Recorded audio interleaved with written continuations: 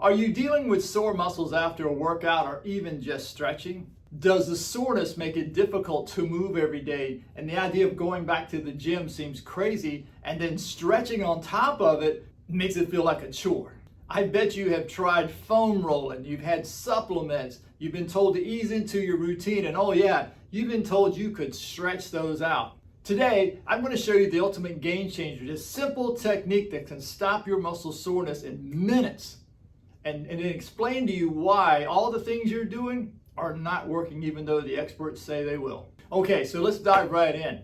You're going to the gym, maybe you're starting a new workout routine, maybe you're increasing your workout routine, whether it is from running and cardiovascular work, or you're lifting more weights, or you're lifting more repetitions, and you're starting to notice that when you wake up tomorrow, your muscles are really sore.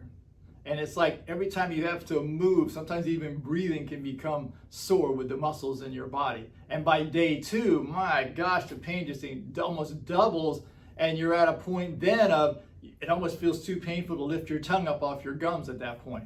I get it, I've been there. And then we talk to the experts about what to do about this muscle soreness, and they give you things like foam rolling or stretching or supplements or deep tissue massage and so forth to try to take that back out. And it will help you on the short term, but it's a very short term, maybe just a few hours, and the pain is right back, and sometimes it can extend it another day.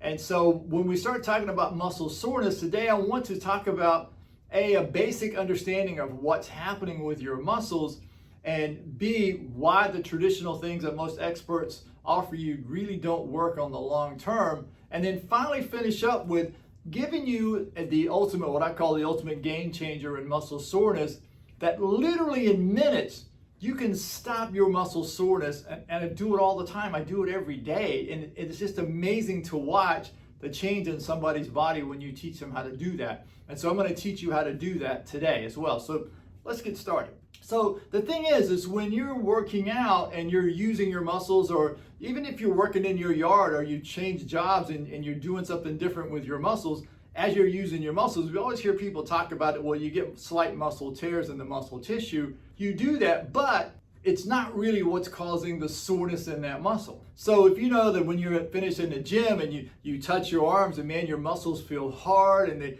sort of what we call the pumped up feel as you leave that gym, feels really good, but then as the day goes on, that seems to just kind of go away. Well, what happens is that you're burning a nucleic acid called adenosine triphosphate, or ATP, which helps in the contraction of that muscle.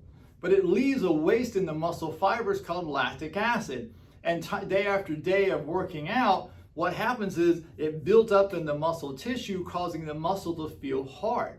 Now you can slightly touch it or squeeze it, and even though you're doing it gently, it can sometimes feel like somebody's sticking a knife into you. So in my business, I always tease with my clients, I say to them, I make a living on people with hard bodies and buns of steel, because they come to see me and their muscles are so rigid that they literally feel like bones when you start to touch them there. So many have said to me over the years, they've done the basic 4 things. They were told by the experts to foam roll. And so they get on the floor and they're rolling the foam, and their complaint is it really hurts like heck. It's very painful to do that, but I do that because I want to work the soreness out of my muscles. Well, there's a couple of things wrong with that. Number one, they're pressing way too hard because somehow we've been led to believe that we need to manhandle our muscles. Somehow our muscles are working against us, and we need to really just bull through like a raging bull to make our muscles do what we want it to do. And then secondly, we don't understand the emotional component of the muscles as well. So your brain then is in control of your muscles 100% of the time. So when you're doing that foam rolling, going back and forth, and you're in immense pain as you're doing that, what's happening is the brain is sensing someone is attacking you even though it's you doing it. And the brain then contracts the muscle trying to stop the pain. It's called fight or flight response. When that happens, the muscle then will contract, and over a short period of time will fatigue. And yes, when you're done immediately after foam rolling, it'll feel a little better. But it's going to come back because you just did what you did in the gym. Now you could go in the gym and do leg, if it's your thighs you're working on, you could do leg presses, and I promise you by that second set, the soreness in your legs won't be near as bad as that first 3 or 4 that you started out with, because as you're forcing warm blood through that muscle tissue, you're making that tissue softer and more pliable in the moment. But tomorrow, you're gonna have that pain again. It's just gonna be there. The other one is deep tissue massage therapy, which is very similar to the foam rolling. The idea that I'm gonna have the ability in my hands to press that soreness out of your muscles, and if I go deep enough, I can force those muscles to release it and let it go, which is kind of funny to me, because when people are talking about muscles, they talk about them like your muscles have a brain. And your muscles, the only brain your muscle has is the one that's in your head, because it's in total control of the muscles. So the harder you're pressing on those muscles and the more pain you increase, the brain perceives that as it's being attacked, and it's going to contract the muscles. When it does that, it's going to burn the ATP, it's going to leave you with more lactic acid, and yes, you will feel good for the next 2 or 3 hours, but it's going to come back and may come back worse if you're not careful with that. So that's the second thing. The third thing are supplements. I'm a big proponent of supplements. I take lots of supplements in my own life, and I do believe that we do need certain supplements that we're deficient in so that we can keep our skin healthy, our organs healthy, our bones healthy, and that we can build muscle in our body. I have yet to find anything that really shows me any evidence in my own life. Of course, I'm not talking about studies, but I'm talking about my own life, or any one of my clients who have talked about it, that's actually helped take the soreness away or even reduce it. So that's my knowledge of speaking to that. The last one is going to be stretching. Now, whether you are a person who likes dynamic stretching, or you're bouncing up and down, or you like static stretching where you get into a stretch and you hold for 20, 30, 50, 60 seconds at a time, again, the same thing is happening there that's happened in the first two with the foam rolling and the deep tissue massage. We don't understand the brain's control of your muscles. And when you start to move those muscles and you create pain, you're going to actually cause the brain to contract those muscles and fight back. So what most people do in stretching, when they're holding and pulling as hard as they can, they're actually doing strength training while they're calling it stretching. There's keys to this that you can solve and you can fix with that. And that's part of what, with the stretch and release technique that I teach my clients, has helped them.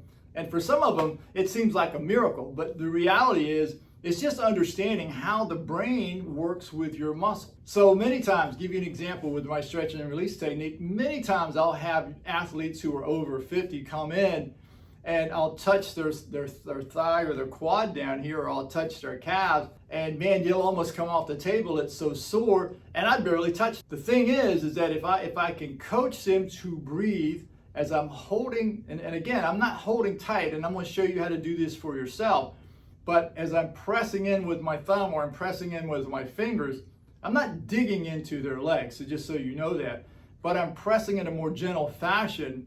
And as I start to press in and I can see where they start to feel the pain, I'm coaching them to breathe out as they hold that space, that spot. And as they breathe out and start to relax the muscle under my thumb, for instance, that muscle through the brain will relax and the pain will stop. And as I move up and down their leg, especially if it's on the front of their thigh or their calf or their arm, it could be anywhere.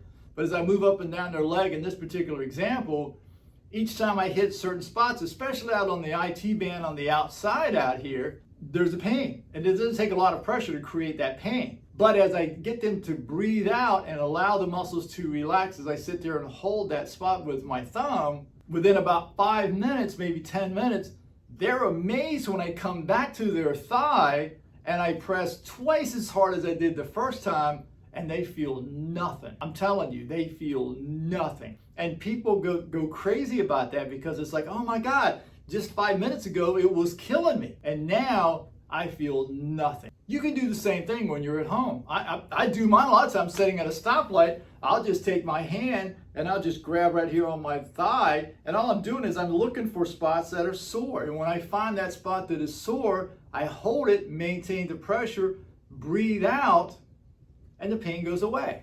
Now I'll work out at least 3 days a week in the gym and another 2 to 3 days in my office here on my own with body weight stuff.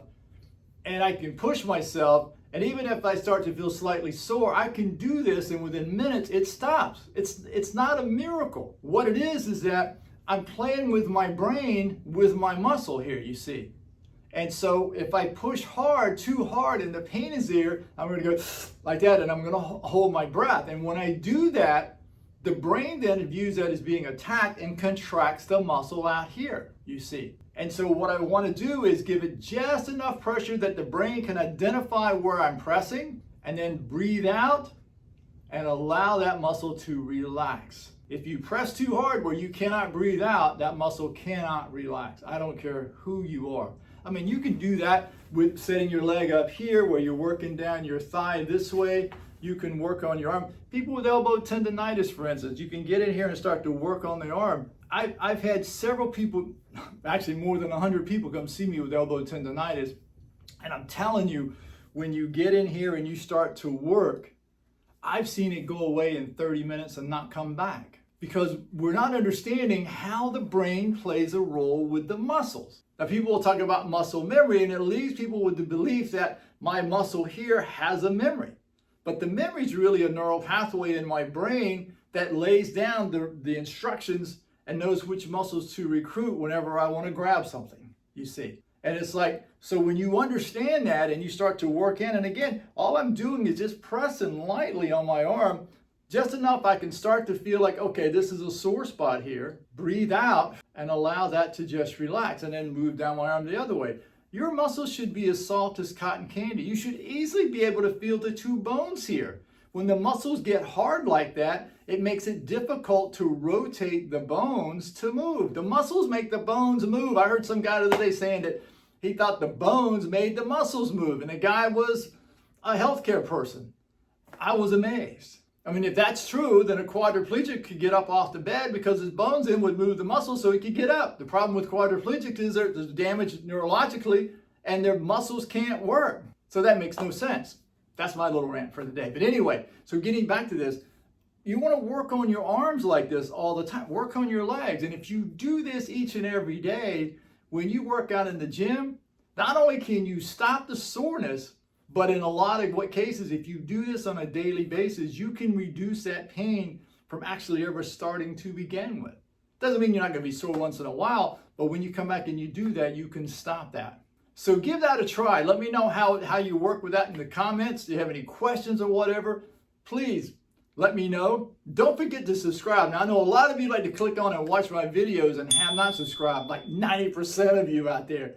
I mean, come on. I want you to be able to stay up to date on this stuff and really learn, because my goal here is to help you get out of the chronic aches and pains that muscles create. I've been doing this for 20 years, and I've watched people in their 70s, 80s, and 90s had joint replacements and back surgeries and so forth, where they've literally gotten their lives back and started to work. And the beauty of the whole thing is that I taught them how to do it so that they were in control, they were empowered with how their body works, so they didn't have to become frail.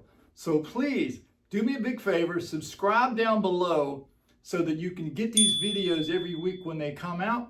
And for now, see ya. Hey, if you enjoyed that video, please check out the next video to it. It's a great addition to what you just learned. And don't forget to subscribe. See ya.